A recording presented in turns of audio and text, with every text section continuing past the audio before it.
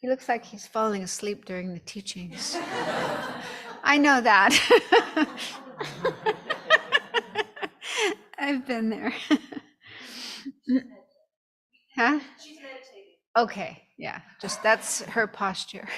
Okay.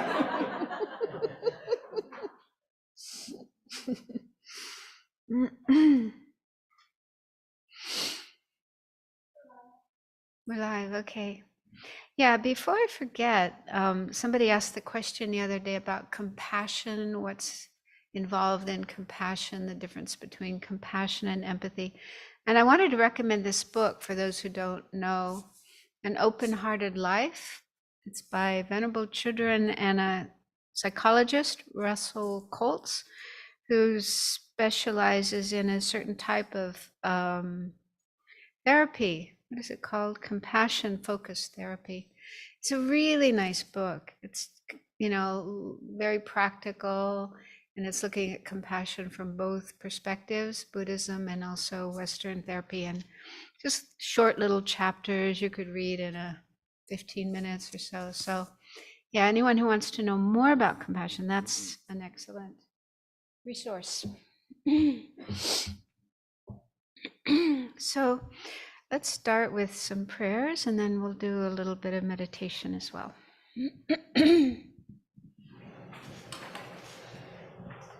I take refuge until I have awakened in the Buddhas, the Dharma, and the Sangha. By the merit I create by listening to the Dharma, I will attain Buddhahood in order to benefit all sentient beings. I take refuge until I have awakened in the Buddhas, the Dharma, and the Sangha. By the merit I create by listening to the Dharma, I will attain Buddhahood in order to benefit all sentient beings.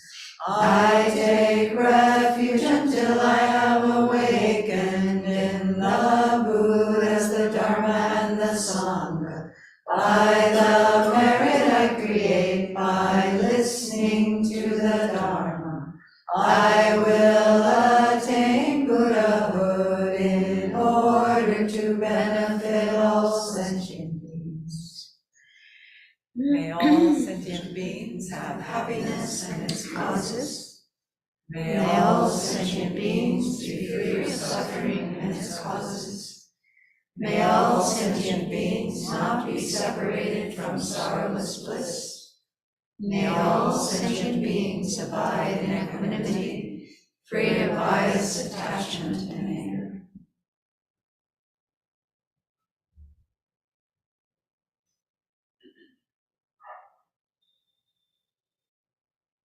So take a few minutes to settle down your mind, which might be already on the way home.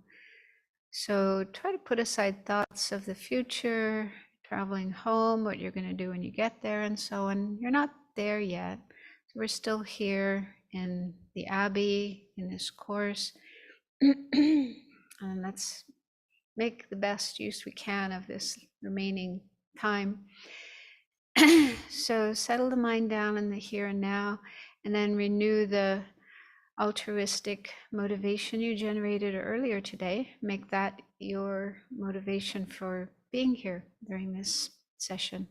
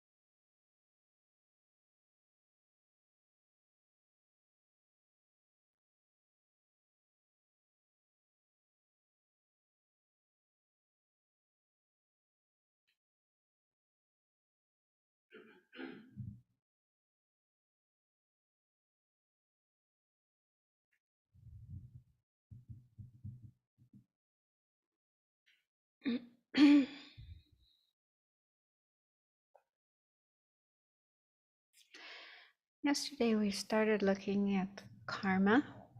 So let's do some reflection on that topic, which is a very integral part of the Buddhist teachings, the Buddhist path. So again, the word karma means actions, actions that we can do with our body, with our speech, also with our mind, our thoughts. So just ask yourself if you can accept that your actions bring results, consequences.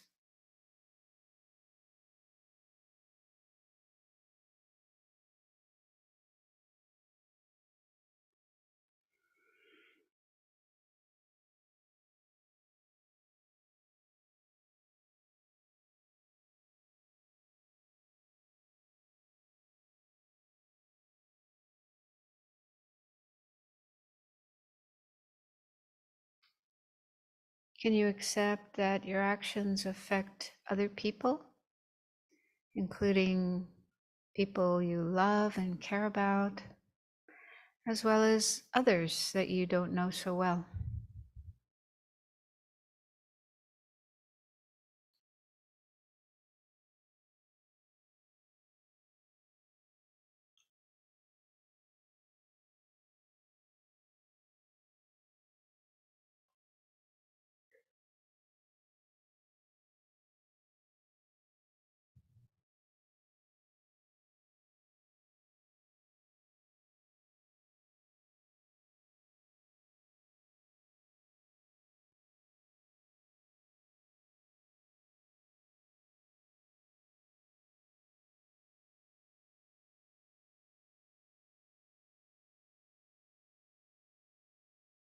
And can you accept your actions have consequences for yourself, both short term and long term?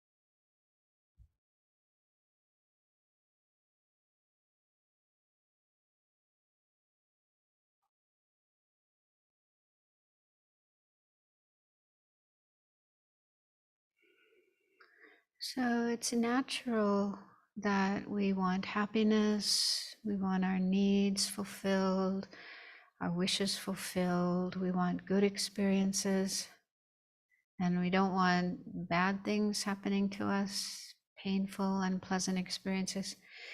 And there's nothing wrong with that. There's nothing wrong with wanting happiness, wanting to avoid suffering. We actually deserve to be happy, and we shouldn't have to suffer.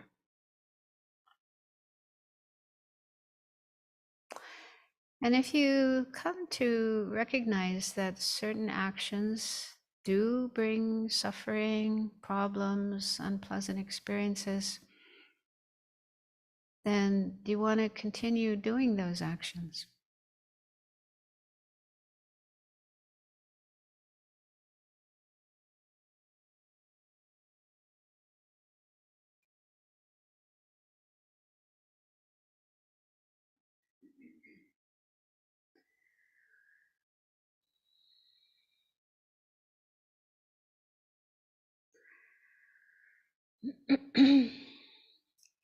It's kind of similar if we find out that a certain type of food produces a bad reaction in us. Maybe we're actually allergic to it. It makes us feel awful and damages our health. Then we do have a choice about continuing to eat that food or avoiding it.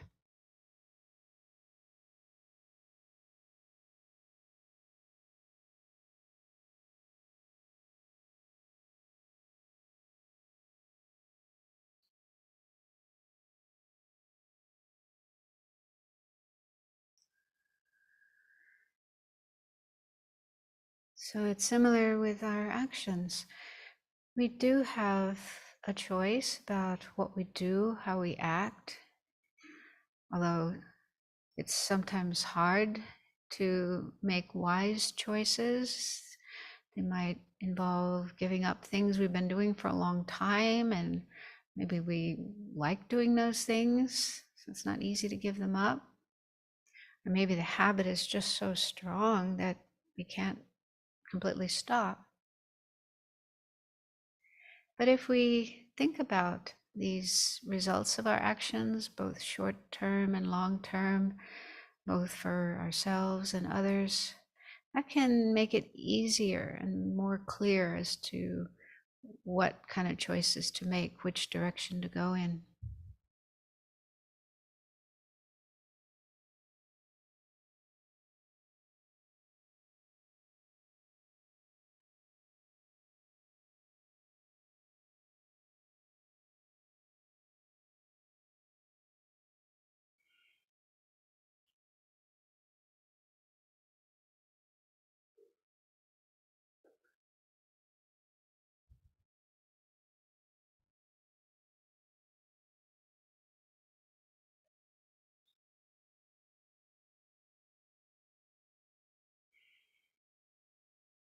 And if you come to recognize that certain actions lead to beneficial results, greater happiness, peace of mind, well-being, both for yourself and also helpful for others, both short-term and long-term, then does it not make sense to try to do those actions more? Again, you do have the choice.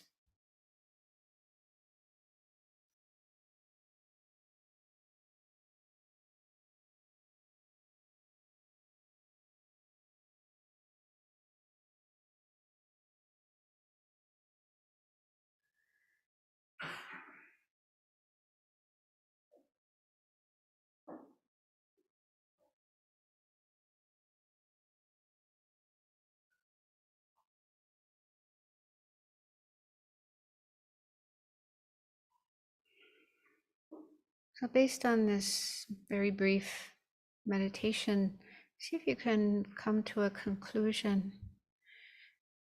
You might feel ready to stop certain actions or take up other actions. You might not feel ready to do that, but you could still conclude that you'd like to think about it more, put more time and energy into looking at this issue and these kind of questions before making any decisions.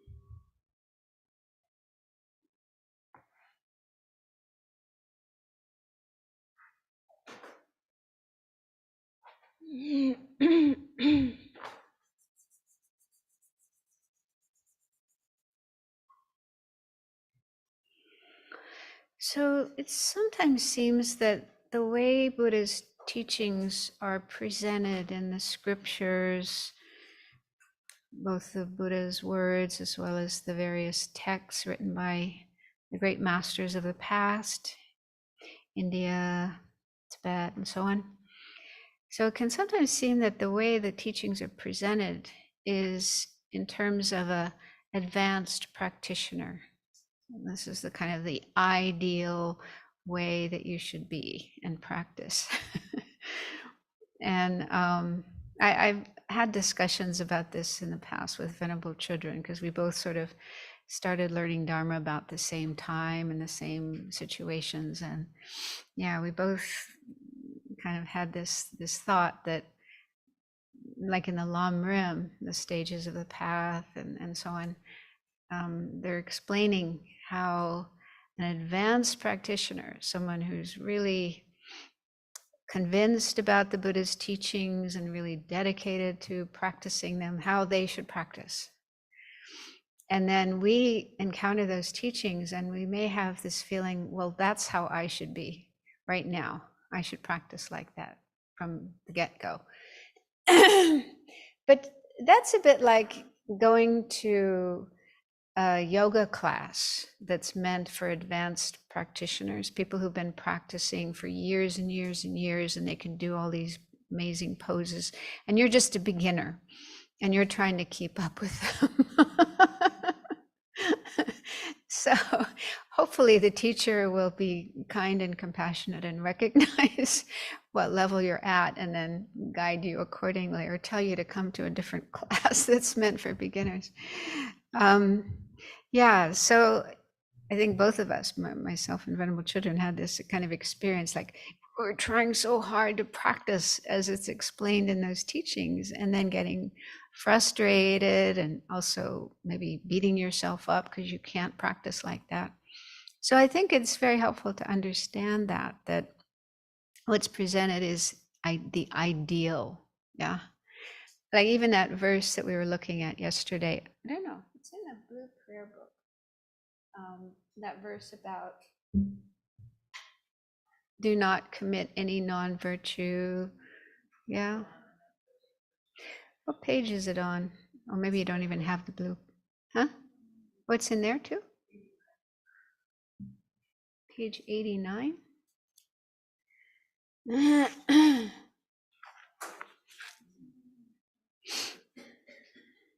Oh yeah, bottom of page 89. I have it. Yeah, do not commit any non-virtuous acts. Cultivate virtues in as complete a way as possible. Completely subdue one's mind. This is the teaching of the Buddha. Yeah. Well, this version here is a little different. It says, do not commit any non-virtuous actions. Perform only perfect virtuous actions. Subdue your mind completely. This is the teaching of the Buddha. So, I mean, that's beautiful, but who can practice like that right from the beginning? No non-virtuous action at all. Only perfect virtuous actions.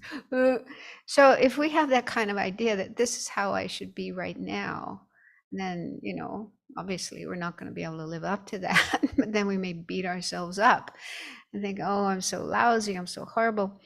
I don't know.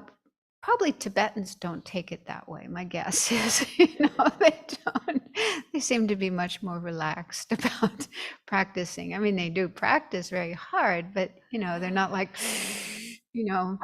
putting this heavy pressure on themselves. So I think that's helpful to understand that, to see this kind of teaching as an ideal to work towards, to strive towards, rather than the way I should be right now, today, this minute, this session. Does that make sense? Does anyone ever kind of come across that?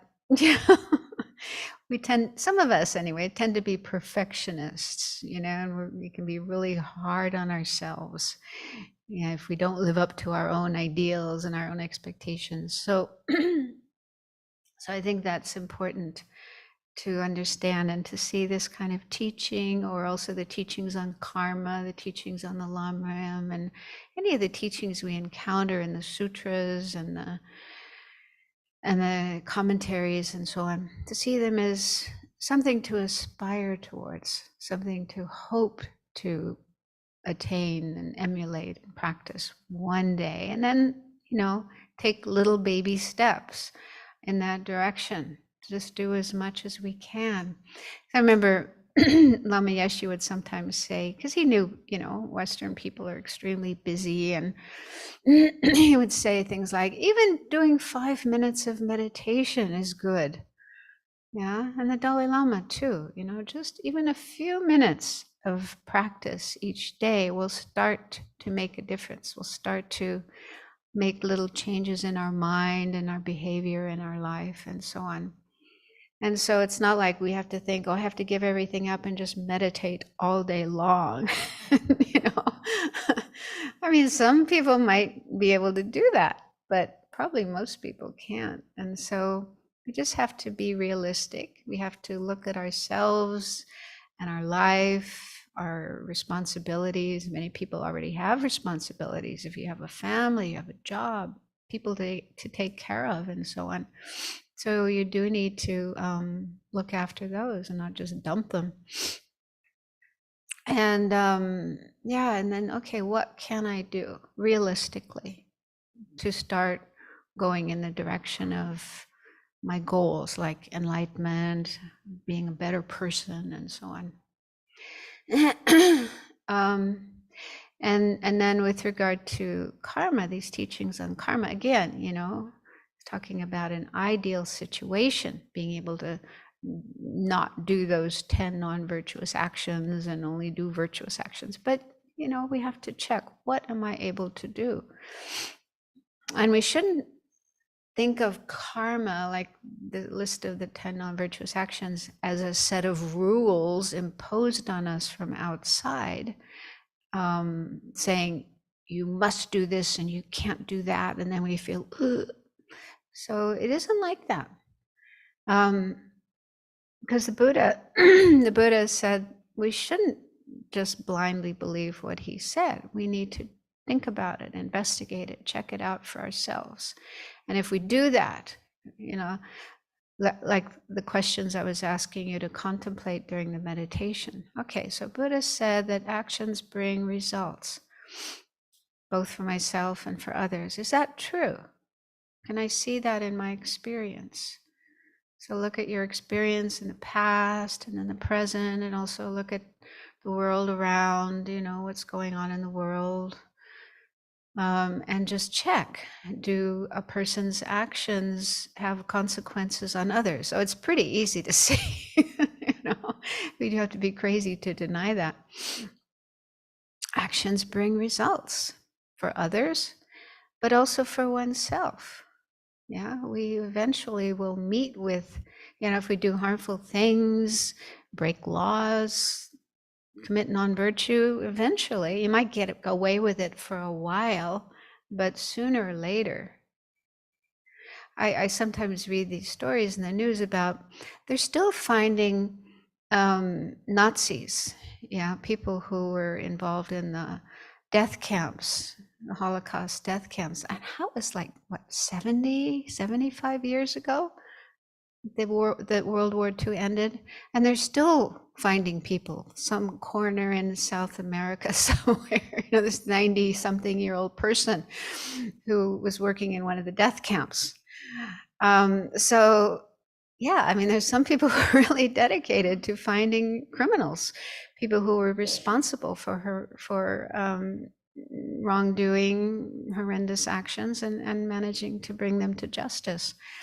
So you may get away with it for a while, but, and that's just in terms of, ordinary law. But in terms of karma, like the Buddha said, there's no running away. You might be able to evade being caught by the police, but your karma goes with you wherever you go. Even you go to the moon, you go to Mars, you go to some distant place in the universe. You can't get rid of your karma by doing that. So karma stays with us. Anyway, so just investigate that idea that actions bring consequences for others and for oneself, both short-term things that we can experience immediately, as well as long-term. And just see if that's true. You can agree with that. And then the idea that if we do harmful actions, negative actions, then the results of those will be problematic. again, in the short term, you might get some benefit, like if you, rob a bank or, steal jewels or something. You might enjoy a comfortable life for a while. But again, sooner or later, that's going to catch up with you and there will be problems. Yeah, so yeah, this basic idea that if we do virtuous actions, they bring good results. If we do non-virtuous actions, they bring negative results. So check to see if that's true or not. And if you have any doubts, questions, then ask teachers or senior students who've been studying longer and try to clear up your doubts and questions. So it may take time, even years, before you feel really convinced about karma and then want to make changes, possibly, not necessarily, but you may want to make changes in your life. And I was thinking this morning about a couple of people that I know. One woman, I think her first job was in an office of a politician in DC, and she was told to lie. Her boss told her to lie, and the other people in the workplace, that was what they were doing, and she didn't feel very comfortable about that. But that was what was expected and normal, to tell lies. And then then at some point she started learning Buddhism and learned about karma and thinking about karma. She decided to leave that work. She didn't want to continue telling lies. And I guess maybe she found some other job for a while where she didn't have to compromise her ethics. And then eventually she got so interested in Buddhism that she decided to ordain, became a monastic. And she's been doing a lot of good work teaching and also helping with centers because she has a lot of organizational skills. And I talked to her a couple of years ago, and she was living in a city in America, taking care of her father, who is getting towards the end of his life. And and she said she was volunteering in some community projects to help, because there were areas in the city where she lived where there was a lot of poverty and crime and drug abuse and so on. And a lot of people just didn't know how to help themselves. So she brought her knowledge and organizational skills into helping them. And so I was just thinking about that in relation to what we were discussing yesterday. Clearly, she didn't feel that was contrary to being a Buddhist nun and the vows that she had taken. And also in the teachings we've been receiving from Geshe Yeshe Tapke every Thursday morning, he always starts out with a motivational talk, to help us generate bodhicitta.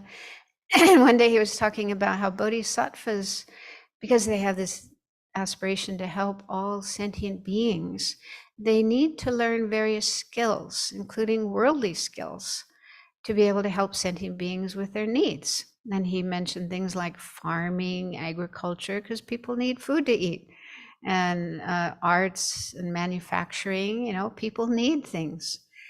And so that's not at all contrary to the Bodhisattva's path. And in fact, it's completely concordant with the Bodhisattva's path. So a Bodhisattva isn't somebody who's spending all their time studying and meditating. They want to help people. They want to help sentient beings. And they will sometimes, it depends on individuals. I mean, there may be some people who just want to study and meditate full time, which is fine. Nothing wrong with that. But other people have other inclinations. And so if you do have this inclination to be more actively involved in society and helping people who are suffering, providing them with the food that they need or the skills that they need or whatever, there's nothing wrong with that. In fact, it's wonderful. We just try to do it with good motivation and try to do it in an ethical way and so on. So yeah, the more we understand the Dharma and ethics and karma and so on, we might make some changes, some adjustments to what we're doing in our life. but we could also stay. It's also possible to stay within the situation, your work situation, and maybe just make some changes in the things you're doing. So I was thinking about this other person that I know, who was in the army, and he was an officer, and he got into Dharma really in a strong way. And you would think, being in the army doesn't seem to be, an ideal livelihood for a Buddhist, but he stayed, and he once told me he never killed, he was able to stay in the army and never do an act of killing. And he was training young soldiers, and what he would do when he was training them, he would teach them Dharma, not using Buddhist terminology. He'd probably get fired for doing that, but bringing Dharma ideas, Dharma values into his teaching. I'm not sure exactly what he was teaching, but anyway, he was inspiring them, probably kindness and generosity and honesty and so on. So he's teaching these values to his soldiers. So that's an example of somebody who stayed within the same work situation and just brought his Dharma knowledge and his Dharma skills into it. So that's another possibility, if you have that option. So this is something we can explore on our own and try to find ways of doing that. If we have any difficulties, we can ask teachers or more experienced practitioners to help us with that.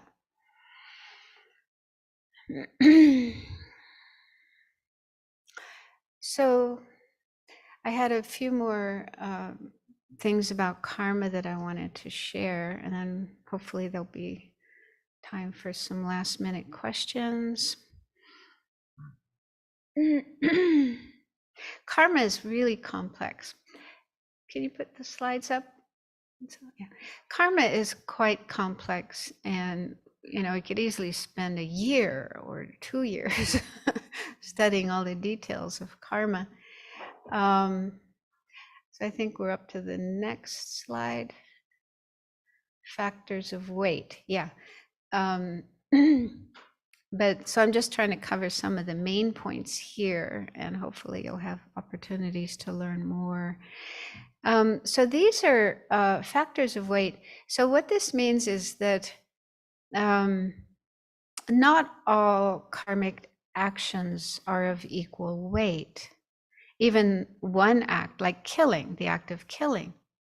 Some acts of killing may be more heavy in a sense of creating more suffering for oneself and for others, whereas other acts of killing would be lighter in weight, creating less suffering for oneself and for others. And so there's different factors that determine the heaviness or lightness of a karmic action. And I mean, this is similar in law, like even the act of murder. There's different kinds of murder. I don't know much about this, but they talk about first-degree murder and second-degree murder and so on and so forth. So depending on the person's motivation, depending on how it was committed, depending on, various factors, then acts of murder might be more or less heavy and then bring different kinds of consequence. What's the word? Punishment, not punishment, but your sentence. The kind of sentence you get.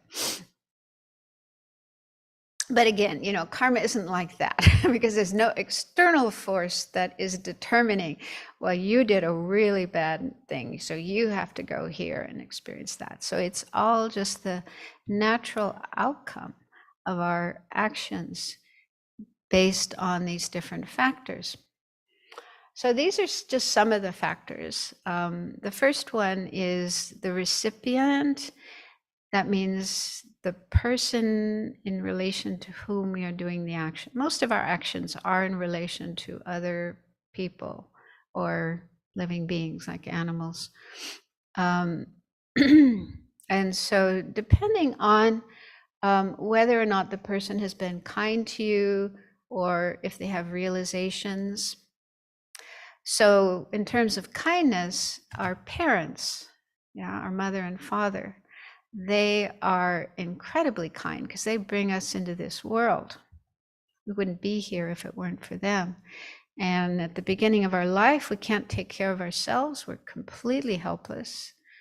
So just for our survival, we depend on others. And it's usually our parents who take care of us and bring us up. So it's said that our parents are incredibly kind to us. And because of that, if we do something negative in relation to our parents, if we lie to them, if we steal from them, if we kill them, which does sometimes happen, unfortunately, then those actions would be heavier than if we were to do the same actions towards a stranger, someone who hasn't been so helpful to us. And the same on the side of virtue. If we do good actions like giving them gifts, taking care of them when they need help, being honest and truthful to them, and so on. So if we do positive actions in relation to our parents, those have greater weight in terms of the beneficial results. And then another factor is having realizations. So there are beings who have high realizations. Buddhas, of course, they have the highest. And then there's arhats. Arhats are those who've attained nirvana. So they've freed their mind from all the afflictions, all the causes of suffering. Aryas are those who've gained a direct realization of emptiness. So that's pretty fantastic. Bodhisattvas who've generated bodhicitta and are working their way to enlightenment. So those are just some examples of beings who have realizations. And so doing a negative action in relation to those beings would be heavier than in relation to just ordinary beings who don't have realizations. And I think it's because, those beings are really amazing and worthy of respect. So, the appropriate attitude to have is to respect them and want to benefit them, help them in whatever way we can, not harm them. So doing something harmful to such beings is particularly negative. And I think among those who are kind to us, we could also think of doctors and nurses, people who take care of us when we're sick.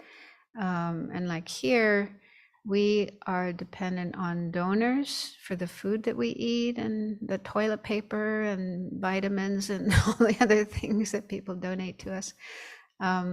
So those are also important people. And if we do something in relation to those people, it would be heavier than to others. The second is the motivation. So there's always a motivation behind the actions that we do.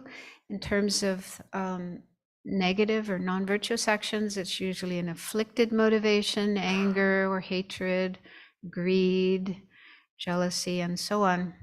And those can be at different levels. There can be strong hatred, so, for example, if you kill somebody with strong hatred, your hatred is just like super over the top, then that kind of action would be worse or heavier than just mild irritation. Like, maybe a mosquito lands on you and you think, oh, I don't want you, So it's not so much strong hatred, but just leave me alone. So depending on whether the afflictive state of mind is very, very strong, or it's less strong, or it's mild. That's on the side of non-virtuous action. Then on the side of virtuous actions, if we say do the 35 Buddha practice, prostrations to the 35 Buddhas, and if we do it with a lot of faith and a lot of regret for our non-virtuous actions, and really want to purify, get those out of the way so we can progress on the path. So if our feelings for doing the action are really, really strong and sincere and deep, then the virtue we create will be stronger than if we're just doing it because we have to. That's part of the schedule here in the Abbey, and I have to do it. So, I mean, it's still good to do, still, a virtuous thing to do, but the karmic weight will be not as great. So they say when we do virtuous things, we really should try to do them sincerely from our heart and not just do them, as an obligation. It's hard to do, but ideally, that's the meaning there. Then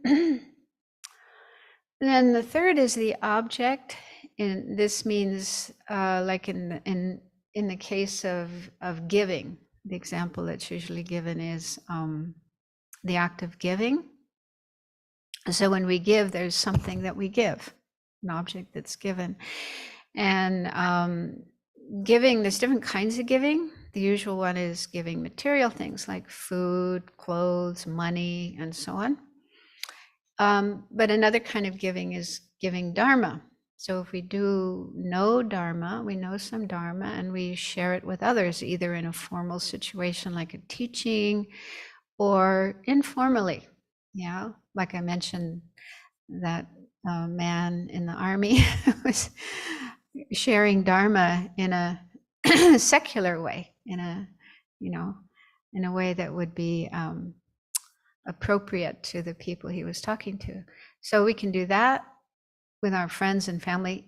We should never push Dharma. Some religions have the practice of kind of preaching and proselytizing, knocking on doors, ringing doorbells, and so on. And no, that's not the Buddhist way. We should only share Dharma when people are interested, when they ask to learn, they want to learn, and we shouldn't push it on them. Yeah, but even in an informal way, if a friend of yours is going through some difficulty, maybe they're really angry or really sad, really upset about something, you can share what you've learned, not necessarily using Dharma words and saying, this is Buddhism, this is what my Buddhist teacher taught me, but just, I learned that if I do this when I'm unhappy, then it really helps me. Yeah, maybe you could try that too. So just finding a skillful way of sharing what you've learned with others to benefit them. So anyway, it's said that giving Dharma is more positive, more virtuous, more meritorious than giving other things. Because, of course, it's good to give other things. Like if people are hungry, we can give them food. That's really excellent. But the food will only satisfy their needs for a short period of time. Yeah. And it just satisfies a, very basic need, which does need to be satisfied, of course, but it doesn't have much long-term benefit. Whereas if we can teach people the Dharma, Dharma is the, deepest antidote to our suffering. If people can learn Dharma, then they'll learn how to stop doing things that bring suffering and problems to themselves and others, and how to do things that will bring happiness and peace to themselves and others. So that's of more long-term benefit and deeper benefit and vaster benefit than just giving food and money. So we do both. We do give material things when we can, but giving Dharma is said to be more powerful, more beneficial. So the merit that is created, the good energy created, is vaster. And the fourth factor is basis, which refers to the one who's doing the action. And it's said that if you hold vows, like monastics or a layperson who has any of the 5 precepts, the 5 lay vows. So if you're holding a vow, then the actions that you do, both on the positive side and on the negative side, are more powerful, more weighty. So that means, you know, if you're a monastic or you're holding lay vows, and if you do something virtuous, positive, then the karma created is greater, stronger than if that same action were to be done by someone who doesn't have vows. And the same on the non-virtuous side, unfortunately. So it's like when we take vows, we take precepts, we're taking on quite a big responsibility, because we're basically saying, I do want to live my life in a way that I'm helping others as much as I can, also helping myself as much as I can. And I understand that my actions are a big part of that. And so I really want to stop doing harmful, non-virtuous, unethical actions as much as I can, and I want to do virtuous action as much as I can. So we're sort of taking on that commitment, and we need to follow that. We need to live by that as much as we can. So that's also a good reason to take precepts. So even if you're not prepared to take monastic precepts, there are lay precepts, and you don't have to take all 5 of them. You can take just 1 or 2 or 3, but it is good to take precepts. It just makes your practice more powerful.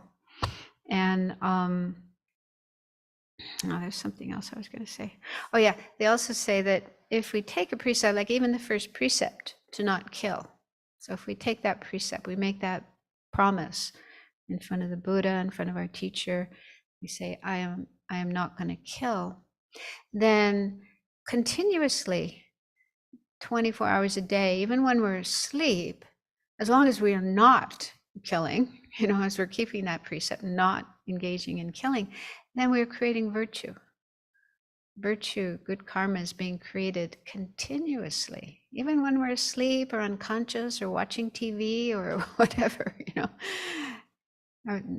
That the presence of that precept in our mind enables us to create virtue. So it's a great way to create virtue, to increase our virtue, our good karma, which is the cause of happiness, good experiences in the future, and also being able to progress along the path. So these are some of the factors that play into karma that we create. And there's other factors as well. For example, frequency, how often you do an action. It's said that, you know, if you do an action again and again and again, it becomes heavier than if you do it only occasionally. So for example, a butcher or person working in a slaughterhouse, and maybe every day, many times a day, they're killing animals. So for them, the act of killing will become much stronger, weightier than someone who only kills maybe once in their life or once a year or something like that. Yeah, because doing things, you know, this point of habit, doing something again and again and again, it's like it's driving the stake deeper and deeper and deeper into one's mind and making it much more you know, powerful in one's mind. But the same is on the side of virtue. So doing virtuous actions again and again and again, you know, that's also very powerful.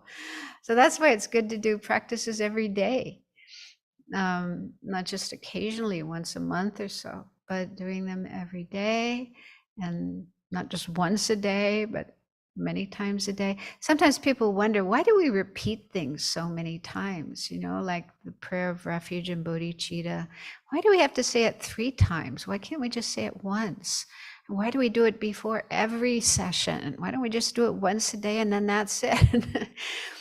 So there's great power in repetition. Of course, ideally, we don't just be like a parrot repeating it, but we do it with mindfulness, with awareness, understanding what we're saying, feeling what we're saying, and so on.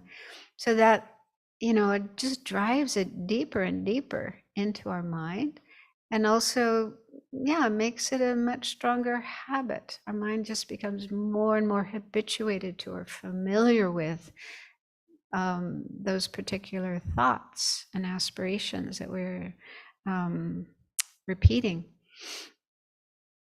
And if you think about people like athletes or musicians, like, you know, especially professional athletes or those who are competing in the Olympics, they are training constantly. I don't know how many hours, sometimes 8, 10, 12 hours a day, repeating the same movements again and again and again. And that's how they become great athletes, winning gold medals and so on. And the same with musicians, you know, professional musicians. They spend hours every day playing the same pieces again and again and again and again. And that's how they become excellent virtuosos.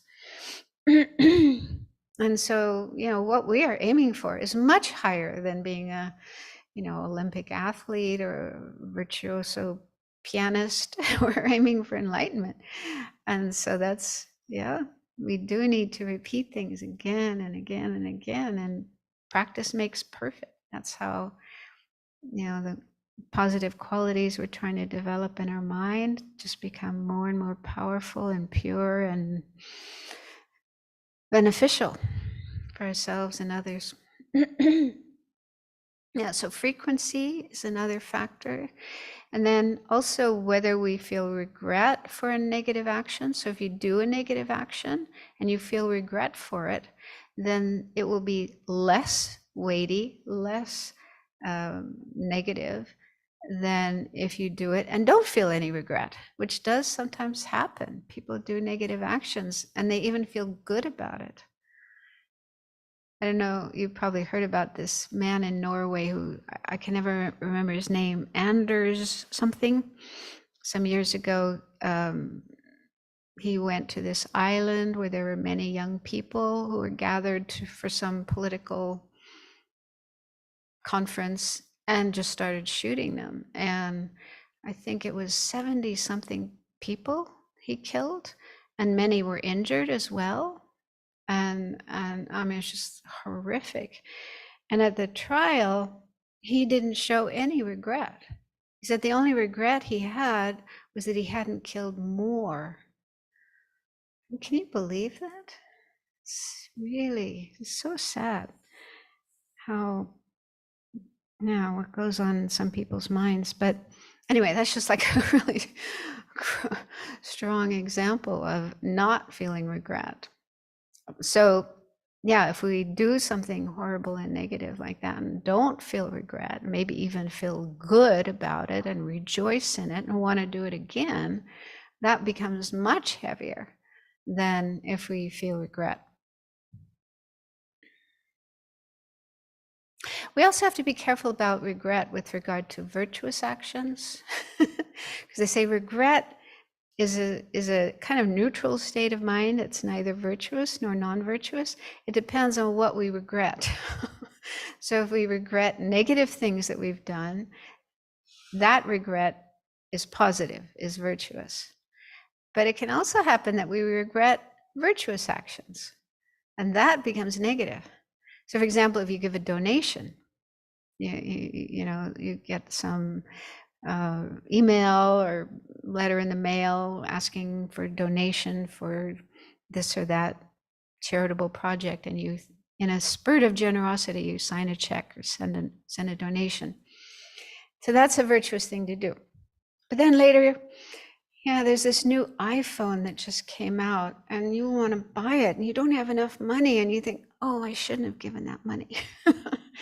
So that kind of regret is non-virtuous. So we have to be careful about that. It does sometimes happen. So we should regret non-virtuous things we do, negative things we do, but not virtuous things that we do. So anyway, the point is there's lots of different factors that play into our actions, and then the karma that we create, how heavy that karma will be. And so if we understand this, then even in situations where we may have to do something that's non-virtuous, we may have to tell a lie, or like I mentioned that example of this Dharma center where I was living, and there were these insects living inside the beams and the, I don't know what you call them, but yeah, the wood holding up the building. And there was no way to get rid of them other than to kill them. So then, we worked with these different factors. We tried to have a motivation that wasn't hatred. We didn't hate these creatures, we just wanted to preserve our Dharma center. And we prayed for them to have fortunate rebirths. We offered prayers and, merit for them to have fortunate rebirths. We regretted what we did and hoped that we never had to do it again. So by understanding these different factors, you can make a non-virtuous action that you have no choice about at least lighter, weightier.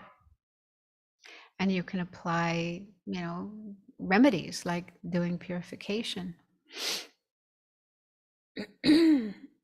And they can also help you if when it comes to virtue, creating virtue, understanding these different factors can help you enhance your virtue, make your virtue even more powerful, more potent. So karma is quite important. Okay, so a little bit more. Next slide is results of karma. So earlier when we went through the 4 aspects of karma, one was that karma increases in the sense that a single karmic action can bring many results that can occur over a period of time. So these are the main results that come from karma. The first one is called fully ripened result, and this is a rebirth. So I mentioned yesterday, if we do an action that's complete with all the 4 factors present, the object, the state of mind, the performance, the completion. So if the act has all 4 of those complete, then it becomes powerful enough to cause a rebirth. So that karmic seed that's left in our mind could be the cause for a rebirth if the right causes and conditions come together. And if it's something non-virtuous, if it's a non-virtuous action, then the rebirth will be in an unfortunate situation, unfortunate realm, where there'd be a lot of problems and suffering and not much chance to continue practicing Dharma, continue working on the path. We definitely want to avoid that.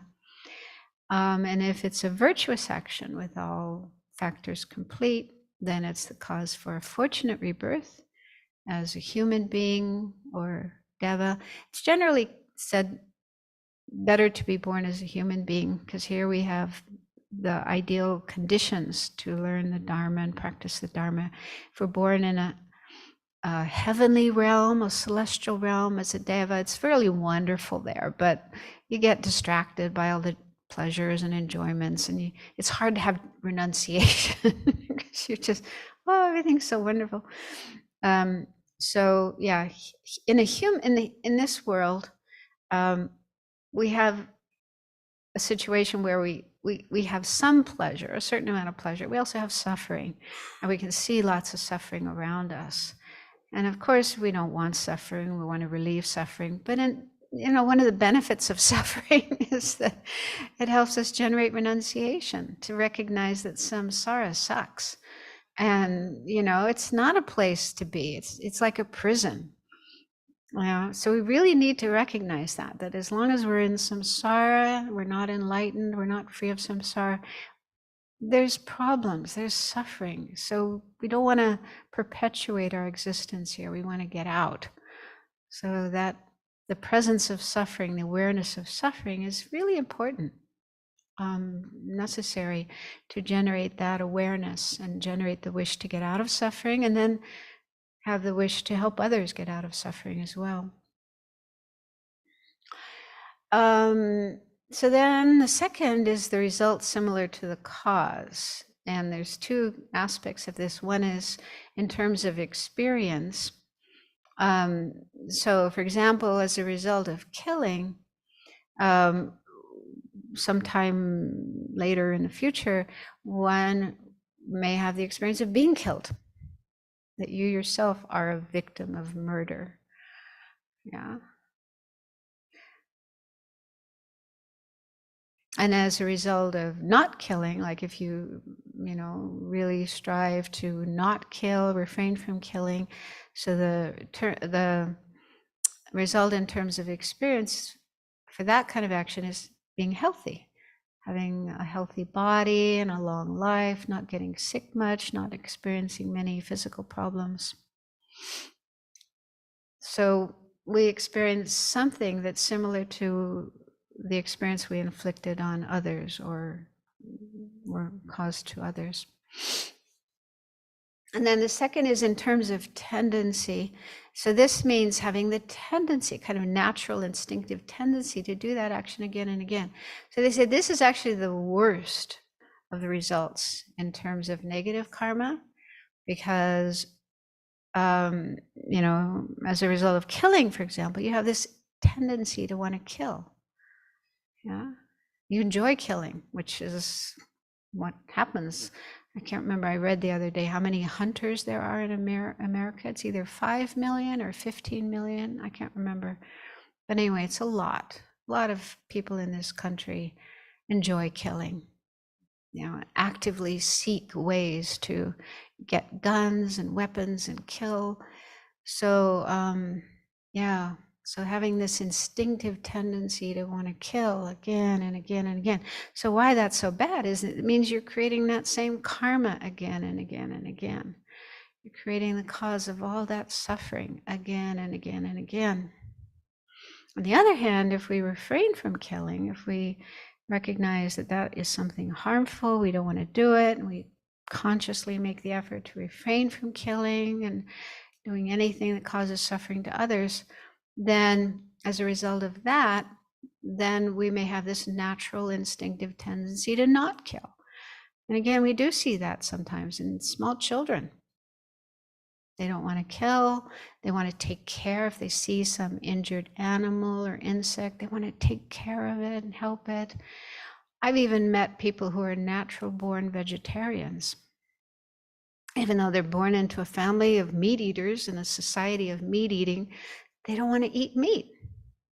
They cry if their mother asks them to eat meat. That's pretty amazing. So yeah, whatever we do that's strong and habitual will become a habit even in future lives. And then the environmental result, that means being born into a situation where you have certain conditions in the environment. So in the case of the non-virtuous action, they would be unpleasant conditions, like, war, being born in or having to live in a situation where there's war going on, like right now in Ukraine or in other places. And, or also unhealthy conditions. They say like the food isn't very nourishing, the water is polluted. So very unpleasant and unhealthy conditions in the environment. And then as a result of virtuous actions, we're born into a situation where there's peace and harmony and healthy food and healthy water and good conditions, just to have a comfortable, healthy life. So there's details regarding this, like with each of the 10 non-virtuous actions, what kind of results will come. So you can look into that if you're interested. So let's just quickly look at the last slide. This might be interesting. It shows how the 4 powers purify the 4 results. So we've been learning about and practicing the 4 opponent powers. And it said that each of these powers counteracts one of the 4 types of results. So the power of regret, regretting a non-virtuous action, purifies the result similar to the cause in terms of experience. So that's, where we have the same kind of experience that we inflicted on others. If we kill, we will be killed. If we steal, people will steal from us. If we commit sexual misconduct, we may find ourselves on the receiving end of that. So if we generate regret for our negative actions, our non-virtuous actions, then that purifies, clears away, or at least weakens the possibility of facing those kinds of results. And the power of reliance, that is taking refuge and generating bodhicitta, altruism, that purifies environmental results. I'm not quite sure, I haven't really thought about connection there, but something to think about. And the power of remedy, that is doing something positive, virtuous, constructive, to oppose the negative energy we created, the negative action we did, that purifies the fully ripened result. So that means the rebirth, actually taking a rebirth in an unfortunate situation as a result of our actions. So that's really important. We really want to make sure we purify that one so that we don't go to bad situations in our next life and future lives. So it's really important to do some kind of positive actions as a result, as a remedy to our negative actions, and just create as much virtue as we can. And then resolve or determination, here it's easy to see the connection. This purifies the results similar to the cause in terms of action. So if we make this decision, this determination, I must try my best to stop doing that action, that cuts the tendency to keep doing the action again and again, which again is very important. We don't want to continue creating that negative karma that will bring so many problems, so many results. So this helps us see how important it is to have all four powers, not just one or two or three. Each one has an important role to play in clearing away the unfortunate results, the negative results that would otherwise come from our unskillful actions.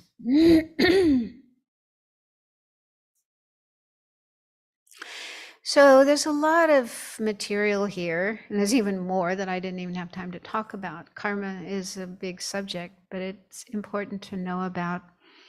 And like I was saying in the beginning, don't kind of put pressure on yourself to try to do everything in the beginning and do it all perfectly in the beginning. Just do what you can to get an assessment of your situation, what you're able to do, and put your energy into that, and then just have the aspiration to do more and to do better in the future.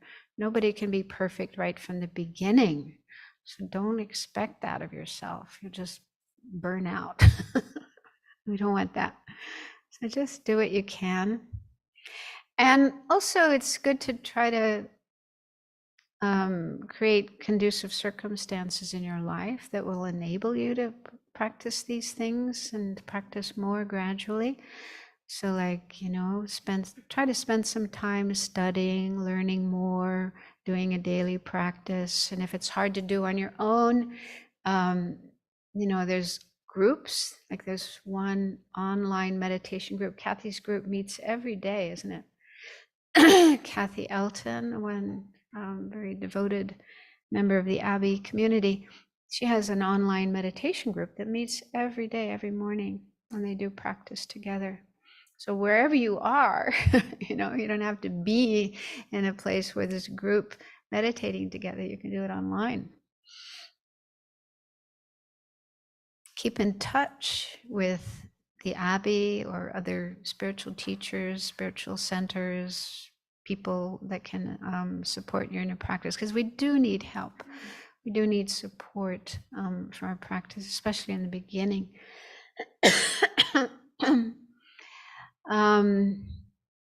And yeah, so just try to have more conducive circumstances in your life that will help you with your practice, and maybe try to distance yourself from other conditions that are not helpful and may even be harmful,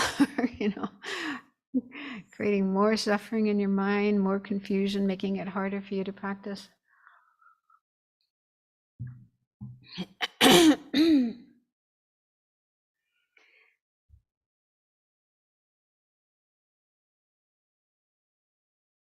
So maybe, yeah, there's just 5 minutes left in this session. So if there's any final questions that you'd like to ask, Angela?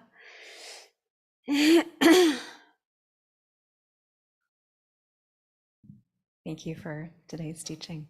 I work with somebody who enjoys hunting, and I wonder what you recommend for skillful means for discouraging such activities, especially when I report to him.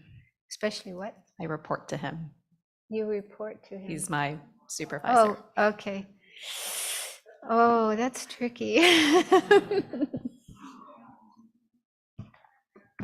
There's no way of knowing, because also everybody's different. So something that may work for one person may not work for somebody else. And yeah, you might try something and it might just have backfire, make things worse. I don't know. You might just have a picture of the Dalai Lama on your desk. And he might get curious and ask, and that might make a connection. It's, something subtle like that. So yeah, just try different things. Try not to do something that may upset him. Yeah, pray too. Yeah, prayer can also be quite effective. Just pray. When you're doing your prayers and your meditations and making dedications, just make a dedication that, something might shift in his mind, that he might take an interest in doing something other than hunting and maybe giving that up. But don't expect too much, because, his karma may be just too strong and not possible to shift it. So don't expect that. I have to tell this story. When I was in Singapore, we used to do a lot of animal liberations. It's very easy there because there's a market with all these live animals you can buy, and many of them are sea creatures. So you can just buy them and put them in the sea. And we would say prayers and mantras before putting them into the sea. So once there was a Chinese nun visiting, and the two of us just decided to go to the market and buy some shellfish and release them. So we were down by the sea, saying prayers and mantras and then putting these creatures in the ocean. And it was during a weekday and there weren't many people around. And I noticed this one man coming along and sitting down and watching us. And when we were finished and we were leaving, going back to the car park, this man said, "I came here to go fishing. When I saw what you were doing, I decided not to." I was like, wow. So that shows, our actions, even if we're not trying to tell people what they should do and shouldn't do, but our actions can have an effect. So his mind was just probably ready and receptive to, making that connection. And somebody else might think, oh, what a ridiculous thing to do, and just walk off and set up their fishing pole. So a lot depends on their karma.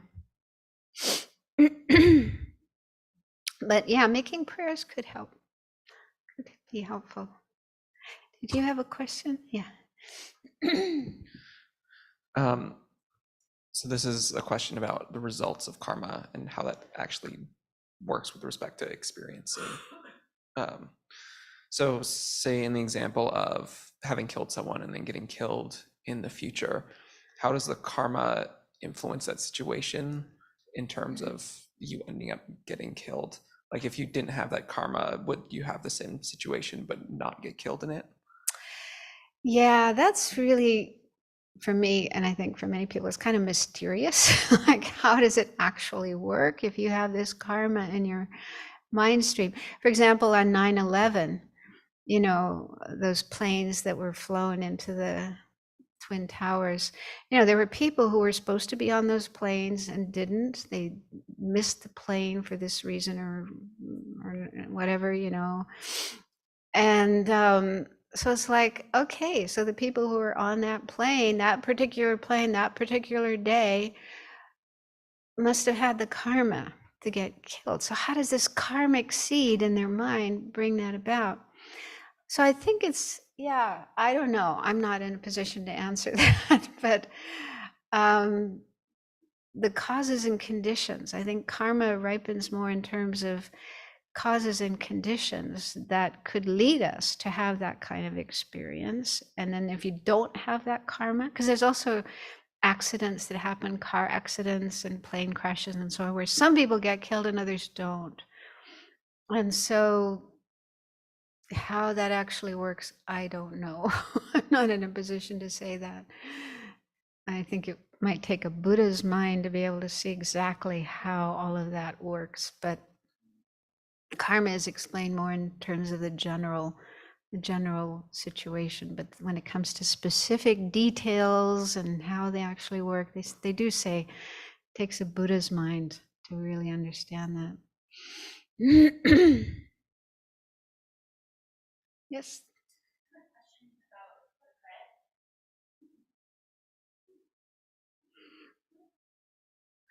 So about regret, you gave not regretting something bad as bad and regretting something good as good. But what about regretting something bad too much? And how do you know when to be done regretting something bad? And how do you not turn that regret against yourself and become self-harming with the regret of an action? So you're asking for how long you should feel regret for a non-virtuous action? Should you do it continuously or just do it for a certain amount of time and then stop? All of the answers to the question in those different kinds of dimensions, yes. Like, and like, how do you know if the regret is strong enough? You know, should you stop yourself if you feel the regret on a much more subtle level multiple times, you know, weeks into the future? Should you regret it once a year? You know, should you not? Should you, you know, like, where's the, like, how does anyone know how much enough is enough? Well, I've never heard that specifically mentioned, but I don't think it's like something you have to feel constant, nonstop, 24 hours a day. Yeah, that would be a bit much. But I think that, yeah, I don't really know. Has anyone else heard any explanation? Has Venerable ever talked about that?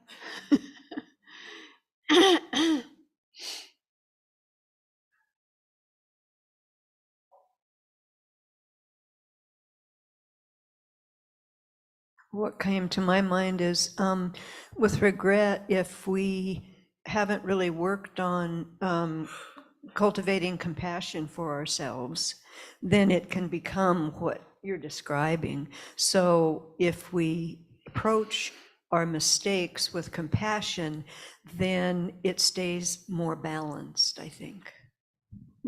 Yeah, that's something I haven't spoken about too much, but yeah, compassion for ourselves is so important.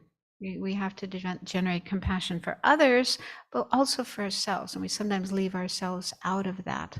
So some of us do need to make extra effort to make sure we extend compassion to ourselves and not beat ourselves up and feel horrible and awful and guilty.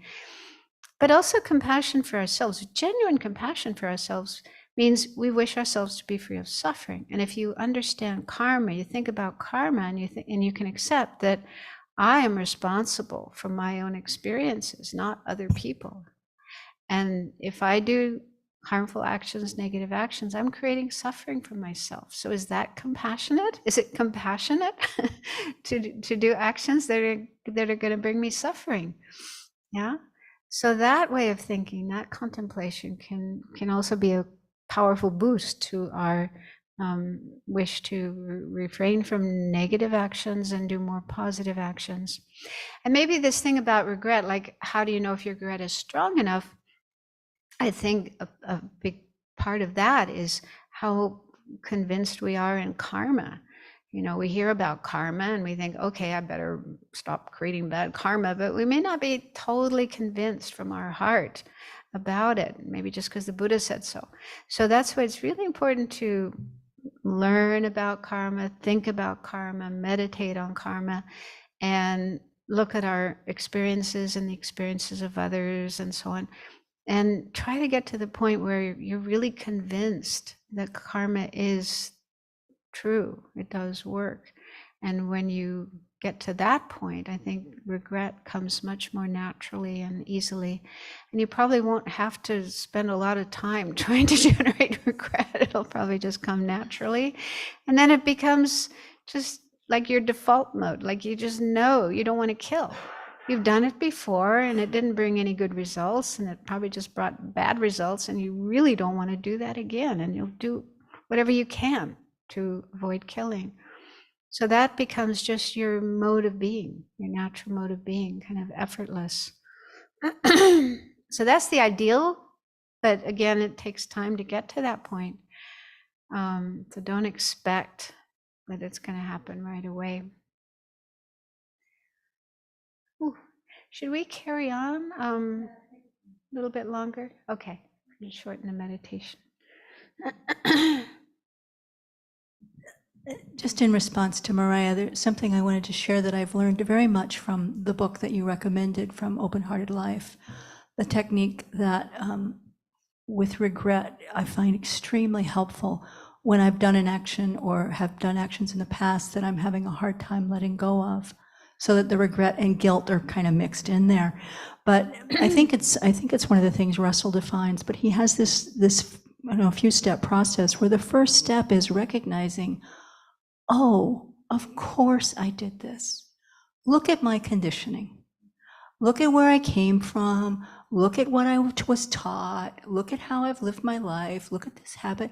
Of course you did this, honey. It's not okay, but of course you did it. Understandable. I understand why. So this kind of acceptance is a huge step, and then saying, okay, through my conditioning, through my own karma, through my own mental habits, I've done this action. Okay, now I want to choose something different. And then I have the tools to do something different. So that makes the regret much more, much softer. And it can be a genuine regret. So I've just found that to be so helpful, that one little step before going to regret. That, is it on? I don't know, but I can find it for you. I've used it a lot. This is the book. Yeah, it helps a lot. Yeah.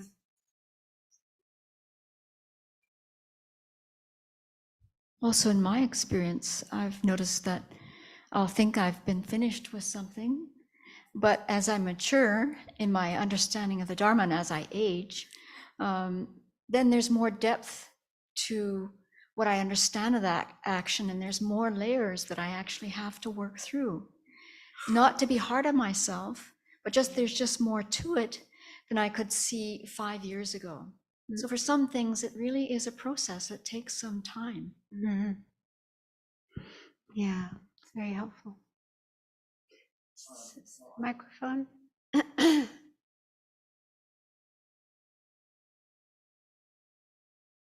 Green light should go on. So I guess I was thinking about a couple of things connected to regret. I think this might be connected. When I do something wrong, I think in my head for a long time, well, you should have done this. Well, you should have done that. Well, you should have done this. You should say this. You should have said that. Almost to the point where the cycle turns the regret into ash, or turns it into something that I don't even fully feel anymore. It's kind of a rumination dynamic that I think almost distances the act from the powerful feeling that I had when I started thinking about that I've done something wrong. And then the second question I wanted to ask connects to the hunting dynamic. Is there an action that if one knows a coworker or a supervisor, we'll keep it in the supervisor role to keep the difficulty of hierarchy in place. Is there an action where one must act? You know, the hunting, is there a hierarchy? So someone is hunting, you know, prayer might be a remedy, or there might not be any remedy except to, you know, kind of hope that the person stops that. But what if the person is doing something that seems that we might weigh and measure to I'm wondering if there's a hierarchy. If the person, let's say, is engaging in, you find out that the person's a serial rapist. Is what? A serial rapist, then would one need to immediately go to authorities, confront, you know, put oneself on the line completely? And my example is kind of hyperbolic, I suppose, but let's say the person is embezzling, and that's having a huge impact on other people. At what point do we go to action, I guess, to risking our place? Yeah. Yeah, I mean, if somebody is doing an action that is causing suffering to others, but they're also causing suffering to themselves, they're creating negative karma, right? And so it's just not appropriate to turn the other way and pretend that's not happening and not do anything. So I think ideally, as a Buddhist, one would try to find a way of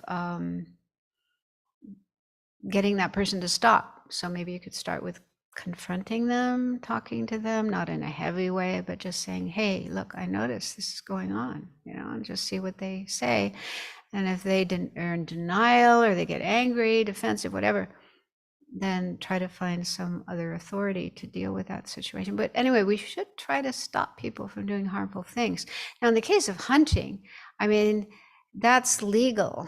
You know, as long as they have a license, then they actually have the right to do that. So you can't say, hey, what you're doing is wrong.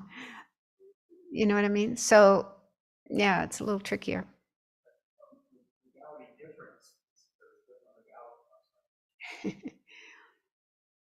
The people online want to hear you. There are different legalities for different contexts. Some places have one law, some places have a different law. So I'm just wondering about that the threshold where, you know, if hunting doesn't demand immediate action because of the context of the laws of the place, is there an activity that demands immediate action that's farther down than the extreme examples that I was suggesting? Am I not being clear? Can you give an example? Well, so hunting is legal here in the United States. Let's say that something that might is the legality of the place, I guess, the threshold. Is the legality of the community the threshold? There might be a community where I'm sorry, I can't think of an example where item X is allowed. Where they stone women. Yeah, thank you. It's a great example. So yeah, so the treatment of women, you know, stoning women to death before essentially you know, having any sort of volition. So yeah, that's a great example.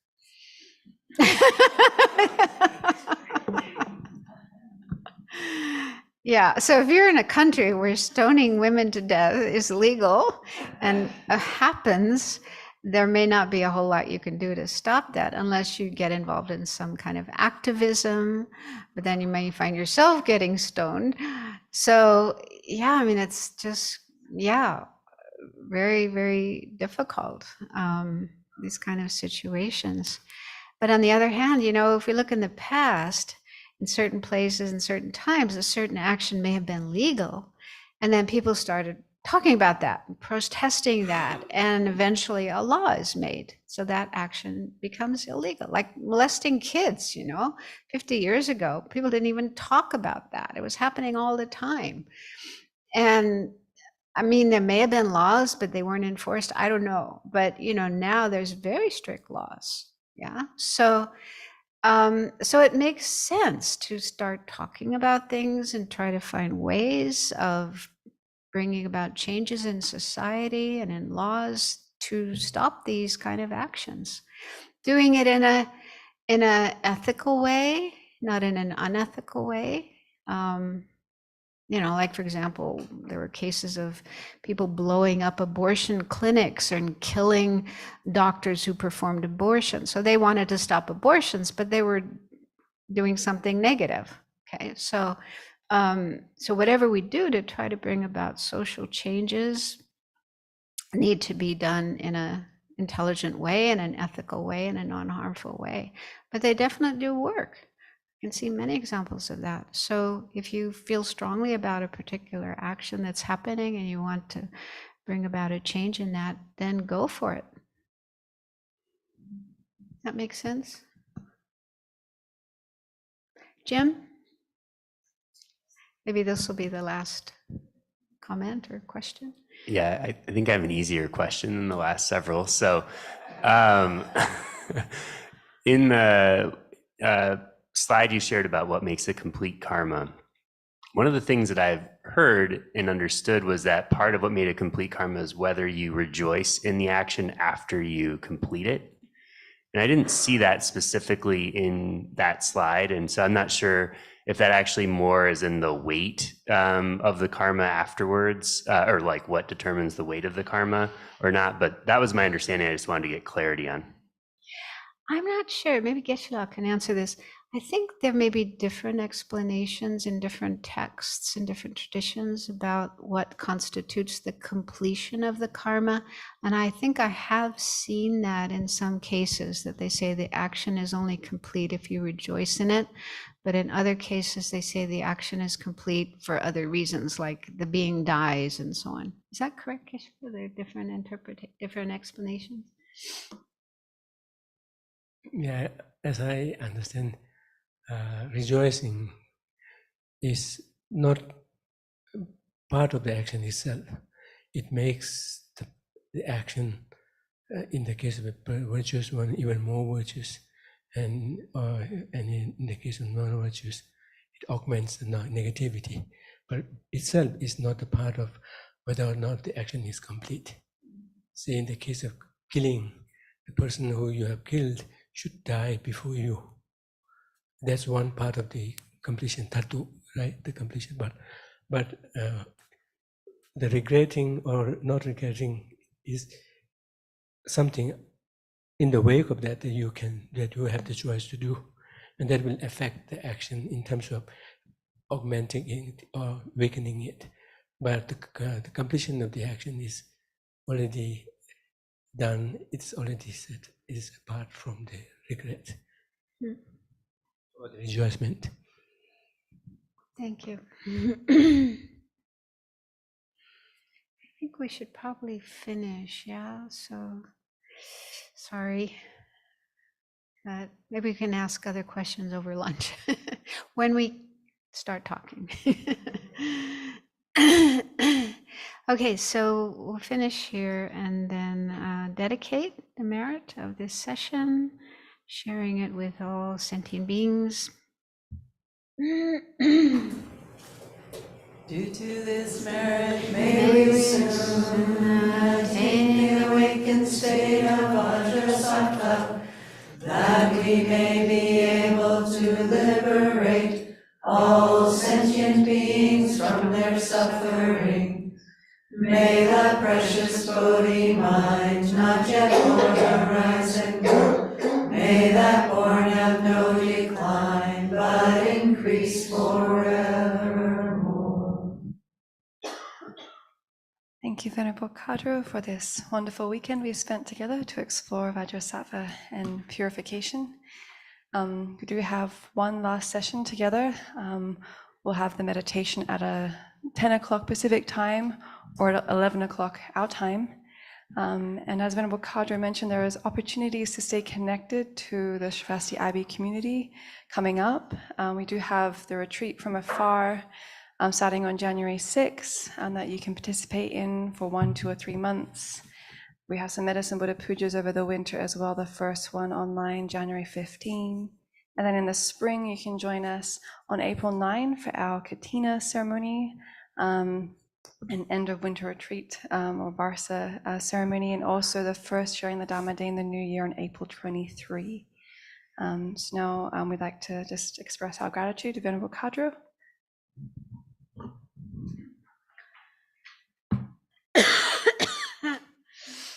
Thank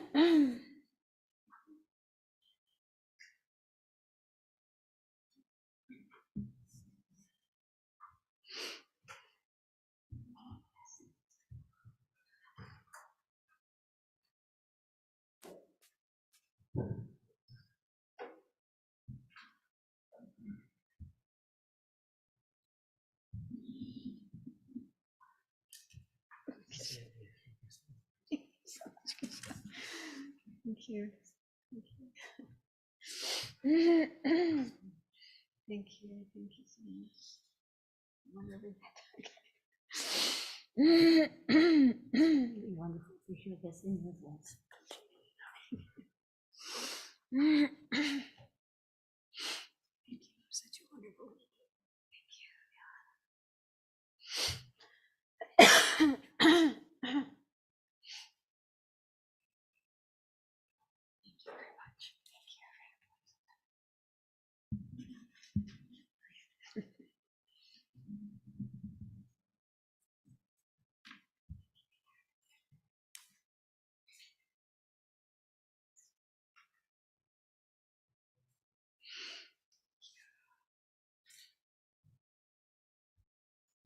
Thank you.